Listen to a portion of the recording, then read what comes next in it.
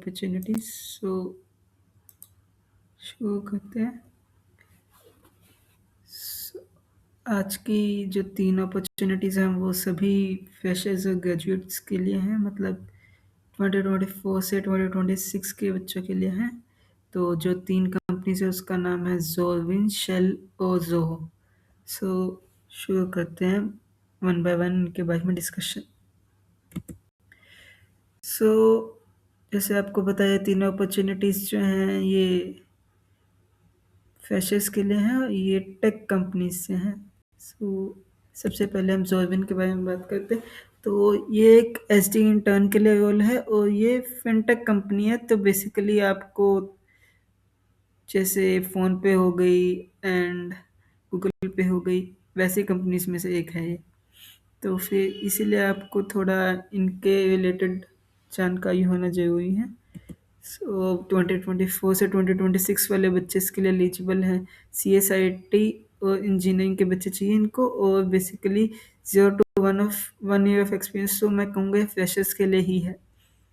अगर आप इसके लिए एलिजिबल हैं तो ज़रूर अप्लाई करना, क्योंकि ऐसी अपॉर्चुनिटीज़ बहुत कम आती हैं। ये एक हाई पेइंग जॉब है। इसमें 40,000 जो है स्टाइपेंड है और 14 LPA का PPO है। अगर कन्वर्जन हो गया तो फिर 14 LPA होगा आपका बेस सैलरी।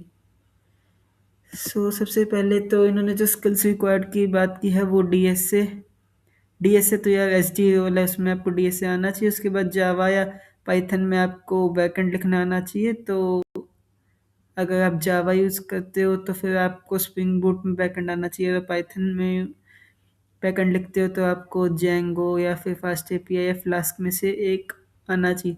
इसके अलावा गिट आपको आना चाहिए। प्रॉब्लम सॉल्विंग, ये तो एक एसडी का बेस होता है कि आपको प्रॉब्लम सॉल्विंग में इंटरेस्ट होना चाहिए और आप प्रॉब्लम सॉल्वर होने चाहिए। तो यही बेसिक स्किल्स मांगे गए हैं।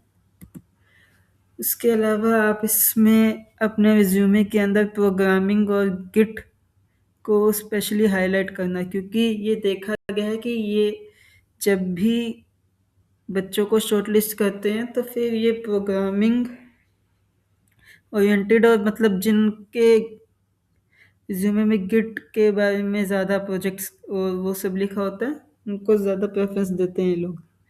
और जब प्रोजेक्ट्स हैं तो फिर आप उसमें CRUD और DSA प्रोजेक्ट्स जरूर डालना, क्योंकि एक SD रोल है तो फिर आपके शॉर्ट लिस्टिंग के चांसेस ज़्यादा हो जाएंगे।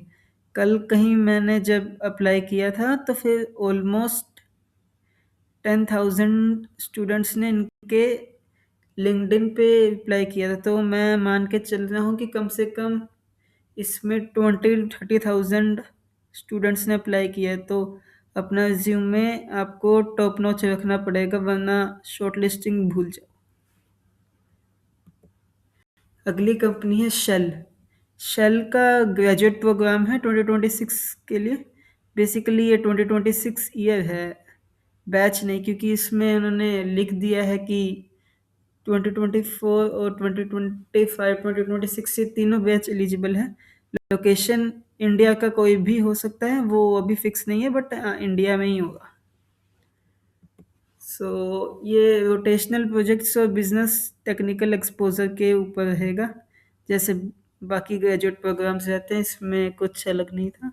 उसके बाद आपको एनालिटिकल थिंकिंग, कम्युनिकेशन और लीडरशिप, इन सब के बारे में पूछा गया है। मतलब स्किल्स रिक्वायर्ड के अंदर ये सब दिया गया था। तो मैं मान के चल रहा हूँ कि यहाँ पे आपको बिजनेस एनालिस्ट वाला काम भी कर पाएंगे, क्योंकि एनालिटिकल थिंकिंग, कम्युनिकेशन और लीडरशिप स्किल्स जो हैं वो उसी से रिलेटेड ज़्यादा रहते हैं।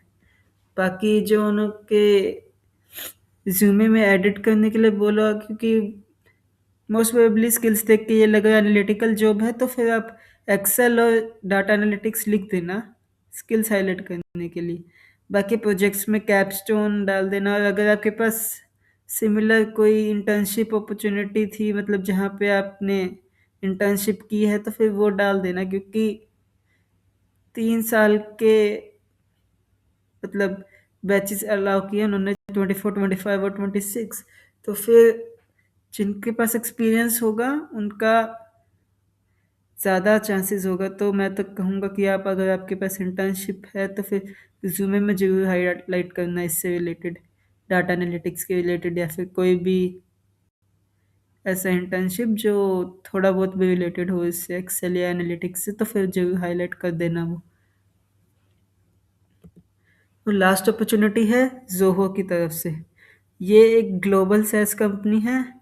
ये जोहो इंडियन कंपनी है, और इनका जो रोल है वो सॉफ्टवेयर डेवलपर का है। इन्होंने अपनी जॉब लोकेशन में लिखा था कि ऑल ओवर द तमिलनाडु कहीं भी आपकी जॉब हो सकती है, तो फिर मैंने कुछ मेंशन नहीं किया क्योंकि वहाँ पे काफ़ी ज़्यादा लोकेशंस बन जाती है तमिलनाडु में। तो ये आपको बता रहा हूँ कि तमिलनाडु में ही आपको जॉब अपॉइंट होगी। इन्होंने 2023 से लेकर 2026 तक के बैचेस को अलाउ किया है, तो काफ़ी कंपटीशन रहने वाला है क्योंकि काफ़ी ज़्यादा इन्होंने ब्रॉड कर दिया है अपने बैचेस के इनटेक को। सो ये सब आपको, अगर एच डी रोल है तो फिर जावा, C++ और पाइथन में से एक तो चाहिए, और DSA भी चाहिए, और वेब टेक्नोलॉजीज। तो इन सब के बारे में आप अपना रिज्यूमे में जरूर डाल देना। बाकी स्ट्रॉन्ग प्रोजेक्ट्स होंगे तो फिर आपका वहाँ पहुँचने का चांस ज़्यादा होगा।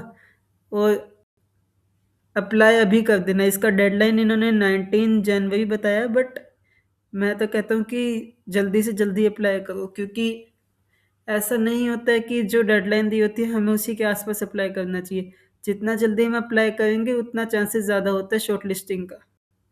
बाकी DSA तो यार सभी सीख लो, क्योंकि अभी जो आप SD वाला देखोगे उसके अंदर, जैसे मैंने आपको बताया कि सुबह जो जोरविन वाली कंपनी थी, उसके अंदर 10 to 15 thousand लोगों ने रिएक्ट किया था अप्लाई करने के बाद। सो आई थिंक सो कि ऑफ कैंपस में बहुत ज़्यादा आपका फाइट बढ़ने वाला है, तो फिर आपको DSA टॉप नॉच रखना पड़ेगा। तो प्रिपेयर कर लो DSA अच्छे से।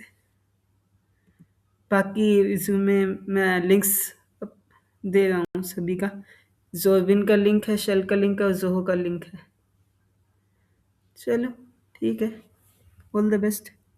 हाँ, और सब्सक्राइब कर देना यार चैनल को, वरना नोटिफिकेशन वगैरह काफ़ी लेट पहुँचेगा और हो सकता है आप अपॉर्चुनिटी मिस कर दो। Thank you and have a nice day.